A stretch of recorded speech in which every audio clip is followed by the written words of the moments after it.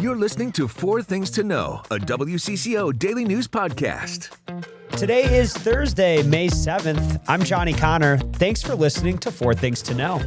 Let's get to our top story today. Minneapolis Mayor Jacob Frey says he's nominating Police Chief Brian O'Hara to be the chief again. Our Frankie McClister was at that press conference. Frey really couldn't praise O'Hara enough, saying that they asked for results when he came on board, and results are exactly what they have seen here in the city of Minneapolis. He also touched into a lot of detail about what the police chief has seen. Now, he brought up much of the city's crime being down, the challenges the city has faced under his leadership, such as Operation Metro Surge, the Annunciation school shooting, and how all of that caused O'Hara to stand up and more. Now, when asked about complaints they received about O'Hara, Frey said that they take all of them seriously, but not all of them are serious. It's important to recognize the change that has indeed taken place over the last several years.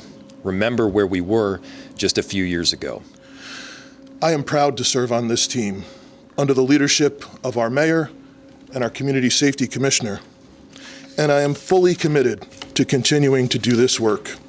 Now, right after that, O'Hara actually got emotional when talking about his family and how they have allowed him, their grace, their patience to serve the city. Him and Frey also both said that they have more work to do. People have questions about where this goes from here. It's supposed to go to the city council for their vote, but I actually just literally heard from one of Frey's spokespeople saying today in the chambers behind me, the council referred the chief's nomination to the Public Health and Safety Committee instead of setting a date. So normally their plans were for a date to be set for them to vote and have a public hearing in June, and that date doesn't seem like it's been sent yet. Number 2 today, the Minneapolis City Council voted today on a gun control ordinance that bans assault-style weapons, large-capacity magazines, and restricts firearms in some public places. All of that despite a state law that prevents cities from creating their own gun ordinances. Here's more from City Council member Arun Chowdhury. It is very difficult to stand here with so much pain in our communities. Our communities have endured immeasurable suffering from gun violence. At Annunciation, at Cristo Rey Jesuit High School, our unhoused neighbors, and the many lives of so many families changed forever by a single moment. All 13 city council members today backed the ordinance, and Mayor Jacob Frey is a supporter as well. Minneapolis follows St. Paul, who passed a similar ordinance last fall. Soon after St. Paul passed their ordinance, the Minnesota Gun Owners Caucus filed a lawsuit against the city of St. Paul. That same group is expected to challenge the city of Minneapolis's ordinance as well. We spoke with Rob Dorr with the Minnesota Gun Owners Caucus. We have a significant number of members who are in Minneapolis who would be affected by this ordinance, and there seems to be a disconnect about ability to enforce versus ability to pass.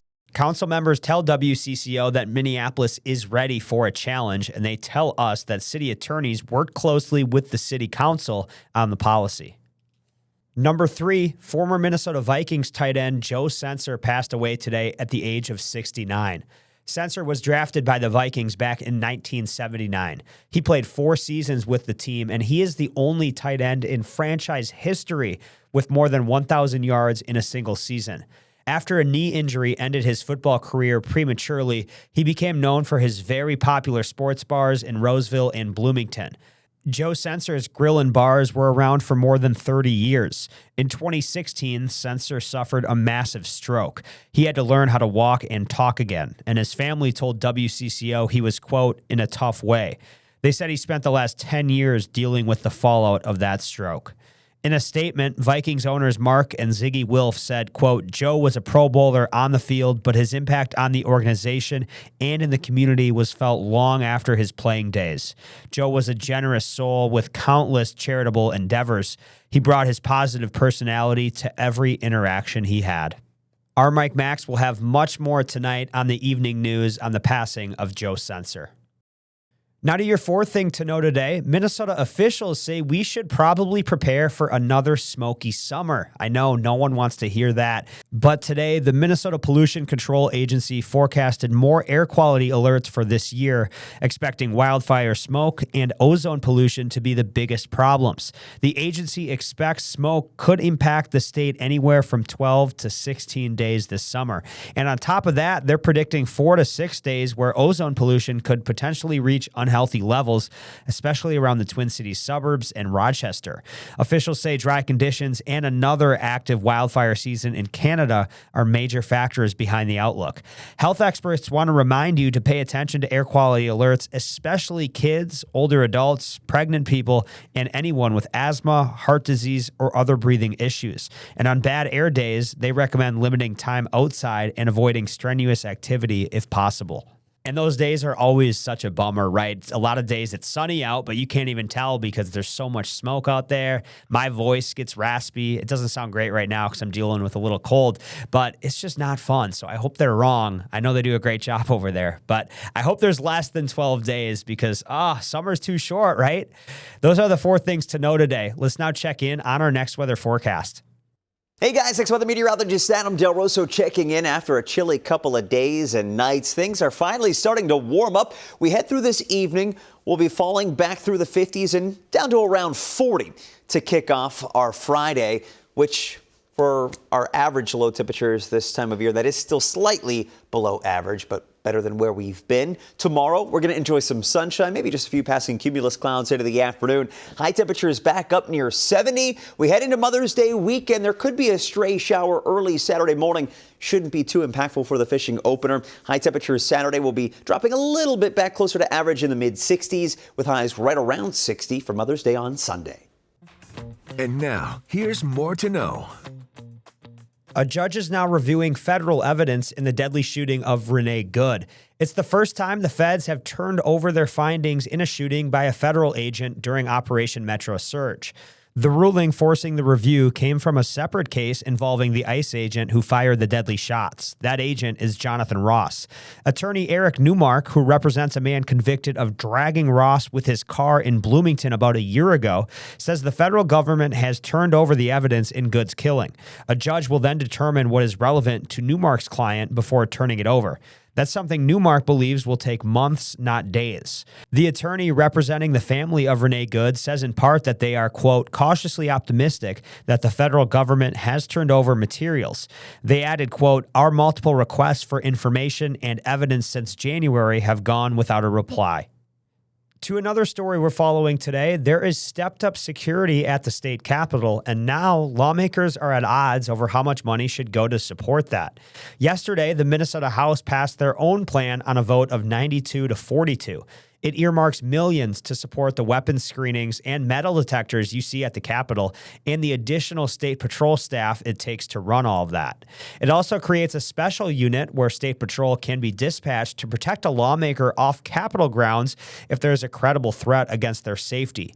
Here's more from Democratic Representative Kelly Mahler. It is crucial for public safety. It is crucial for the exercise of First Amendment rights. It is crucial for our democracy. The Senate bill has more money for Capitol security. Now the House and the Senate will have to sort through their differences before the session ends in just less than 2 weeks. Today, the city of Minneapolis plans to change the map to honor a fallen police officer. The city council is expected to approve a plan to rename a stretch of Blysdale Avenue Officer Jamal Mitchell Way. Officer Mitchell died in the line of duty in 2024. He was responding to a shooting in the Whittier neighborhood and raced to help a man in the street. That man shot Mitchell, and he later died at the hospital. And right now, there's also a push for a similar tribute to a Minnesota soldier killed in the war with Iran. Master Sergeant Nicole Amer died during a drone attack in March. A bill with bipartisan support would name a section of Highway 96 for the White Bear Lake mom. The legislation is still in committee in both the chambers. If it passes and is signed by the governor, a stretch between 35E and Highway 61 would be called Master Sergeant Nicole Amer Memorial Highway. The leader of Minnesota's Missing and Murdered Indigenous Relatives Office is no longer in that role. This comes just one day after Guadalupe Lopez spoke at an MMIR remembrance event earlier this week. Department of Public Safety Commissioner Bob Jacobson shared a statement yesterday on the matter, saying in part, quote, "While we cannot comment on reasons for any employment separation, we can confirm that today was Guadalupe Lopez's last day of employment with the Department of Public Safety." Now, WCCO will, of course, continue to update you as we learn more.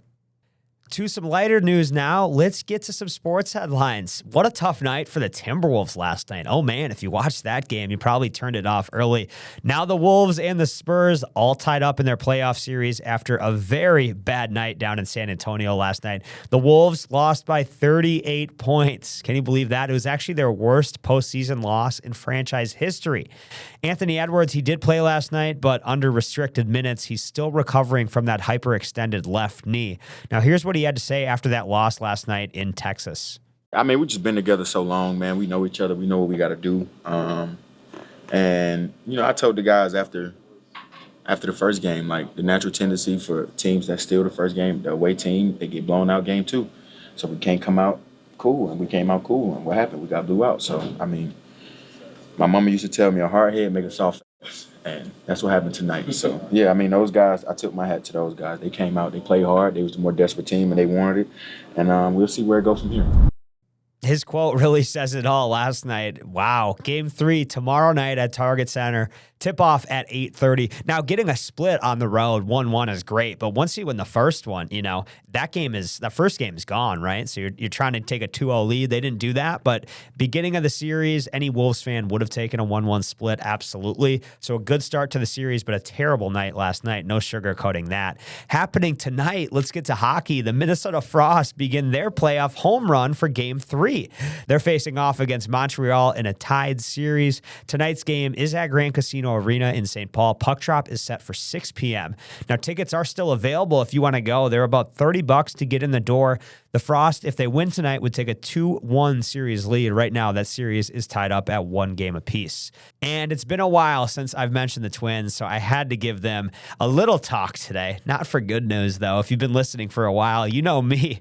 The Twins, they lost 15-2 last night in Washington, D.C. Just had to bring that up. They are 16-21, so 15-2, 16-21. They're actually playing right now as I record it. Hopefully they can get it back on track because it was actually a better start to the season than most people anticipated. But now it's been pretty ugly. Still a lot of baseball left, though, but we'll see. It's time to take a breath with your Daily Bright Spot. Listen to this story. This is a fun one. A bicyclist from the UK is on a 2,000-mile ride across the United States, and her route will eventually spell out the word kindness. Yeah, that's pretty cool. And guess what? She's actually in Minnesota right now taking her quadricycle out and hoping others will join her to talk about kindness and how the world certainly needs more of it. Every time I meet people on these journeys or these adventures that I'm doing, you connect with people, you share your life story, and they share theirs. Her name is Nala Summer, and her mission helps raise awareness for her website, Sunshine People, which teaches kids about kindness. The ride started on May 1st, and it should wrap up, she says, around May 23rd. Rooting for her. That'll actually be pretty cool to see too, because hopefully there's like some artistic rendering of her route and you can actually see the word, you know, spelled out on exactly her route, and it'll turn into kindness. Good luck. Keep pedaling, right? Well, I'm Johnny Connor. This has been 4 Things to Know. We are here with the news you need every weekday afternoon by 3 o'clock. Thanks for listening today. Thanks for checking us out on YouTube. We will talk to you tomorrow. It's almost Friday, everybody.